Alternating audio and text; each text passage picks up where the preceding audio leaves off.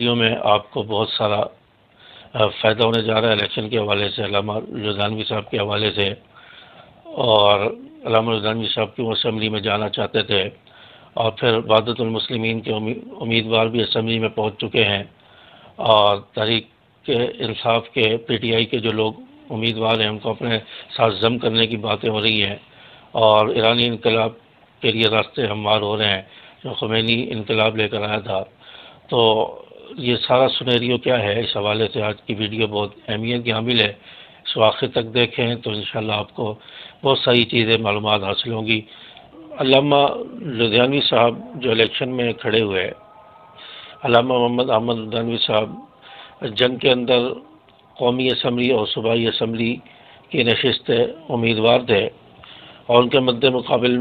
مسرور نواز جنگوی بھی تھے، اور اس کے علاوہ بھی دیگر کینڈیڈیٹ بھی صوبائی اسمبلی پر، قومی اسمبلی کی سیٹ پر جو ہے امیدوار تھے۔ تو علامہ لدھیانوی صاحب اس لیے اسمبلی میں جانا چاہتے تھے، الیکشن میں اس لیے کھڑے ہوئے کہ جو ناموس صحابہ بل کا معاملہ ہے، بل جو ہے وہ رکا ہوا ہے اور دستخط ہونے باقی تھے، اور اس پر جو ہے وہ عملی طور پر جو کام شروع ہونا تھا وہ نہیں ہو سکا، تعطل کا شکار ہو گیا۔ تو اس بل کو پایہ تکمیل تک پہنچایا جائے، اور اس کے لیے جو جد و جہد کی گئی اس کو آگے بڑھایا جائے، کیونکہ آپ نے دیکھا ہوگا کہ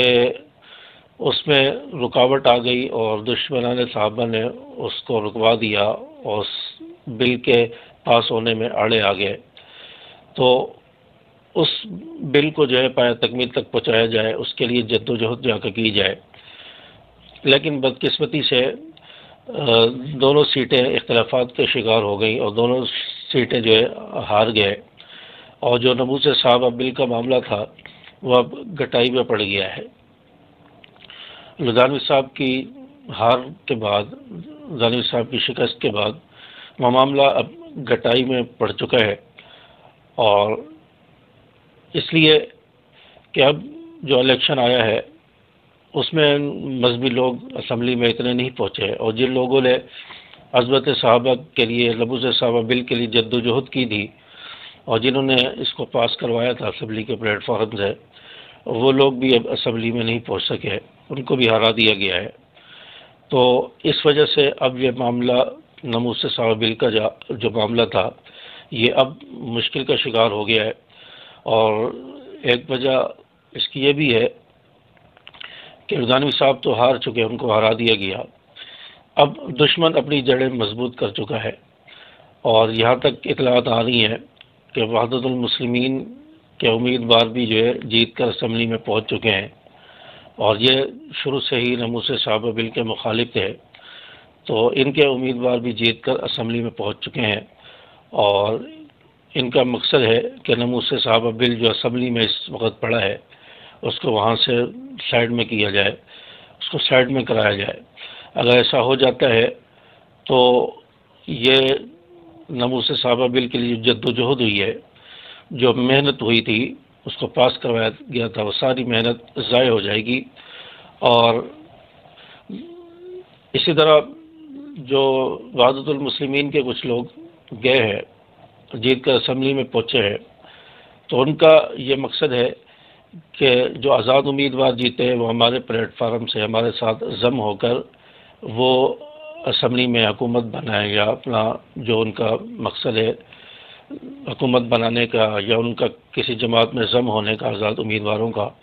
تو وہ وحدت المسلمین میں جمع ہو جائیں، کیونکہ دوسری جماعتوں سے تو ان کی مل بنتی نہیں ہے، تو وہ وحدت المسلمین کا پلیٹ فارم استعمال کریں۔ اس کے لیے کل ایک جو ہے وحدت المسلمین کے جو ناصر عباس ہیں انہوں نے اپنا بیان جاری کیا ہے کہ ہماری طرف سے ہمارے دروازے کھلے ہیں۔ تو اس میں ایک جو اہل تشیع کا جو منصوبہ ہے، جو مقصد ہے کہ خمینی انقلاب کو لایا جائے، اور ہماری جو تحریک فقہ ہے اس کو جو ہے فالو کیا جائے، پاکستان میں نافذ العمل کیا جائے، تو اس مقصد کے لیے اپنی راہیں ہموار کرنے جا رہے ہیں۔ تو اگر ان کے ساتھ آزاد امیدوار یا پی ٹی آئی کے امیدوار ضم ہو جاتے ہیں تو وہ ان کے پلیٹ فارم سے ہیں، ان کے نام سے اسمبلی میں کھڑے ہوں گے، وحدت المسلمین کی حکومت کہلائے گی ایک طور پر۔ تو اس طرح ایک اہل تشیع کی حکومت پاکستان میں آ جائے گی، اور تحریک جعفریہ اور جو اس کا مقصد ہے اور فقہ جعفریہ ہے اس کو آگے لانے کی کوشش کی جائے گی۔ جو مقصد تھا ایرانی انقلاب کا، جو خمینی انقلاب لے کر آیا، وہ اس کو فروغ دینے کے لیے ایک ان کے پاس ایک راستہ آ چکا ہے۔ تو اس کے لیے یہ جدوجہد اور کوشش ہو رہی ہے، اور